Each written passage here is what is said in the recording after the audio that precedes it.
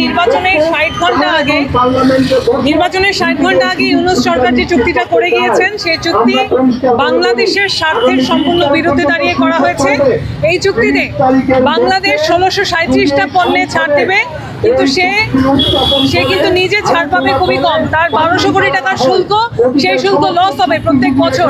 এবং আমাদের গম বেশি দাম দিয়ে কিনতে হবে, আমাদের তুলা বেশি দাম দিয়ে কিনতে হবে, আমেরিকার কাছ থেকে কিনতে হবে, আমাদের কাঁচামাল, ওষুধের কাঁচামাল কিনতে হবে, এলএনজি কিনতে হবে, অস্ত্র কিনতে হবে, যে অস্ত্র আমাদের প্রয়োজন নাই, 14টা বিমান কিনতে হবে।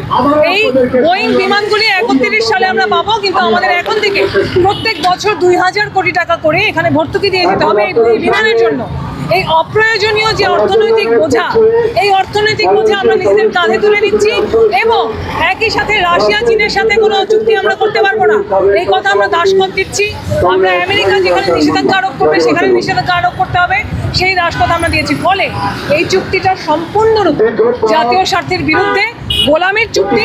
এই চুক্তি কোনোভাবেই আমরা মেনে নিতে পারি না। আমরা আজকে সংসদ অভিযান করে স্পিকার বরাবর স্মারকলিপি দিয়ে সংসদ চলতি অধিবেশনে যেন এই চুক্তির উপর আলোচনা করে এটাকে বাতিল করে, এই দাবি আমরা করব। এবং যদি সেই দাবি তারা না মানে, আমরা ইতিপূর্বে সমস্ত সরকারের আমলে আমরা জাতীয় সম্পদ রক্ষায় বামপন্থীরা আপোষহীনভাবে লড়াই করেছি।